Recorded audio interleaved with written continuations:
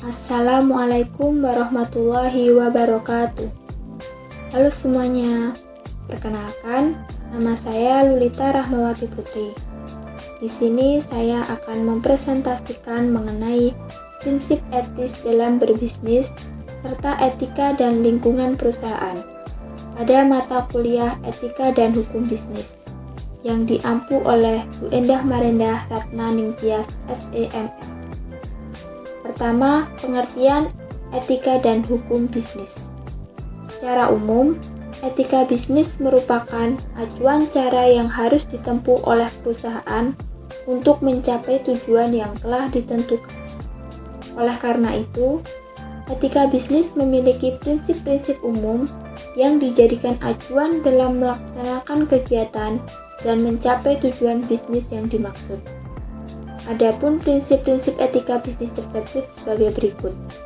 Yang pertama, prinsip otonomi. Yang kedua, prinsip kejujuran. Yang ketiga, prinsip keadilan. Yang keempat, hormat pada diri sendiri. Yang kelima, hak dan kewajiban. Yang keenam, teori etika lingkungan. Dan yang ketujuh, prinsip etika di lingkungan hidup. Prinsip otonomi. Prinsip otonomi dalam etika bisnis adalah bahwa perusahaan secara bebas memiliki kewenangan sesuai dengan bidang yang dilakukan dan pelaksanaannya sesuai dengan visi dan misi yang dipunyai. Contoh prinsip otonomi dalam etika bisnis yaitu perusahaan tidak tergantung pada pihak lain untuk mengambil keputusan, tetapi perusahaan memiliki kekuasaan tertentu sesuai dengan misi dan visi yang diambilnya dan tidak bertentangan dengan pihak lain. Prinsip yang kedua, prinsip kejujuran. Prinsip kejujuran dalam etika bisnis merupakan nilai yang paling mendasar dalam mendukung keberhasilan kinerja perusahaan. Kegiatan bisnis akan berhasil jika dikelola dengan prinsip kejujuran. Prinsip yang paling hakiki dalam aplikasi bisnis berdasarkan kejujuran ini, terutama dalam pemakai kejujuran terhadap diri sendiri. Namun, jika prinsip kejujuran terhadap diri sendiri ini mampu dijalankan oleh setiap manajer atau pengelola perusahaan, maka pasti akan terjamin pengelolaan bisnis yang dijalankan dengan prinsip kejujuran terhadap semua pihak terkait. Prinsip yang ketiga adalah prinsip keadilan. Prinsip keadilan yang dipergunakan untuk mengukur bisnis menggunakan etika bisnis adalah keadilan bagi semua pihak yang terkait memberikan kontribusi langsung atau tidak langsung terhadap keberhasilan bisnis. Para pihak ini terklasifikasi ke dalam stakeholder.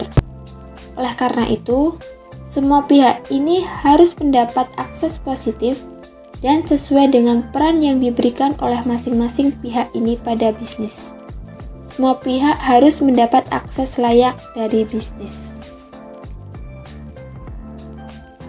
Yang keempat adalah hormat pada diri sendiri. Prinsip hormat pada diri sendiri dalam etika bisnis merupakan prinsip tindakan yang dampaknya berpulang kembali kepada bisnis itu sendiri. Dalam aktivitas bisnis tertentu ke masyarakat merupakan cermin diri bisnis yang bersangkutan. Namun, jika bisnis memberikan kontribusi yang menyenangkan bagi masyarakat, tentu masyarakat memberikan respon sama. Sebaliknya, jika bisnis memberikan image yang tidak menyenangkan, maka masyarakat tentu tidak menyenangi terhadap bisnis yang bersangkutan. Namun, jika para pengelola perusahaan ingin memberikan respek kehormatan terhadap perusahaan, maka lakukan respek terhadap para pihak yang berkepentingan baik secara langsung maupun tidak langsung. Selanjutnya adalah hak dan kewajiban. Yang pertama, kewajiban. Setiap karyawan yang bekerja di sebuah perusahaan memiliki kewajiban-kewajiban sebagai berikut. Yang pertama, kewajiban dalam mencari mitra atau rekan bisnis yang cocok yang bisa diajak untuk bekerja sama. Yang kedua, saling menguntungkan di antara kedua belah pihak dalam pencapaian tujuan yang telah disepakati bersama demi kemajuan perusahaan. Yang ketiga, menjunjung tinggi nilai-nilai moral yang terwujud dalam perilaku dan sikap dari setiap karyawan terhadap mitra bisnisnya. Bila tujuan dalam perusahaan ini tidak sesuai dengan kenyataan yang ada, setidaknya karyawan-karyawan tersebut telah melaksanakan kegiatan bisnisnya dengan suatu tindakan yang baik.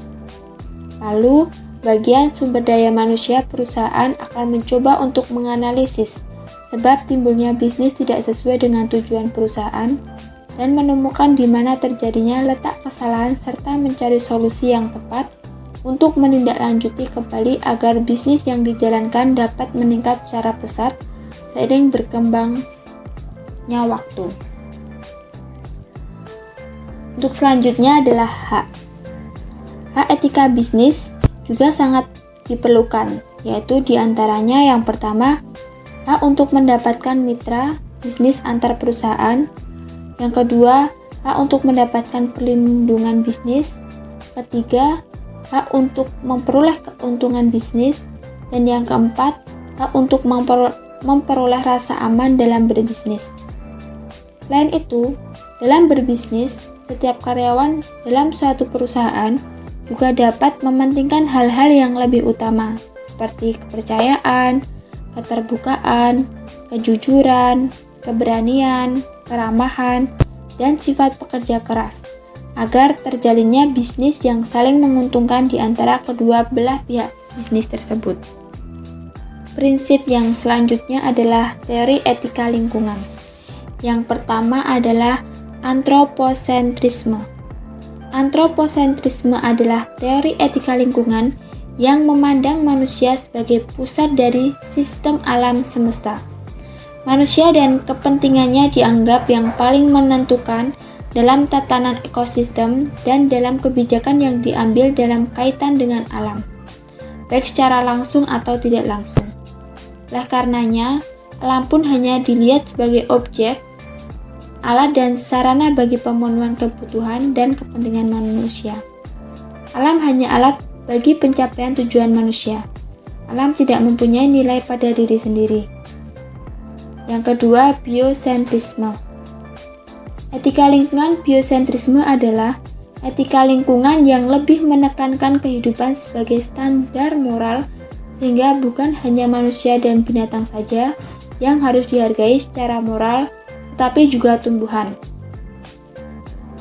Yang ketiga, ekosentrisme merupakan kelanjutan dari teori etika lingkungan biosentrisme. Oleh karenanya, teori ini sering disamakan begitu saja karena terdapat banyak kesamaan, yaitu pada penekanannya atas pendobrakan cara pandang antroposentrisme yang membatasi keberlakuan etika hanya pada komunitas manusia. Keduanya memperluas keberlakuan etika untuk mencakup komunitas yang lebih luas. Prinsip yang terakhir adalah prinsip etika di lingkungan hidup.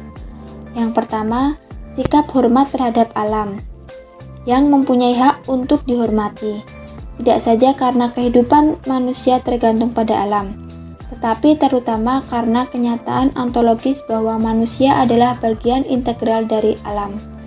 Yang kedua, prinsip tanggung jawab. Prinsip tanggung jawab ini, setiap orang dituntut dan terpanggil untuk bertanggung jawab memelihara alam semesta ini sebagai milik bersama dengan cara memiliki yang tinggi seakan milik pribadi. Yang ketiga, solidaritas. Mendorong manusia untuk menyelamatkan lingkungan dan untuk menyelamatkan semua kehidupan di alam. Yang keempat, prinsip kasih sayang dan kepedulian terhadap alam.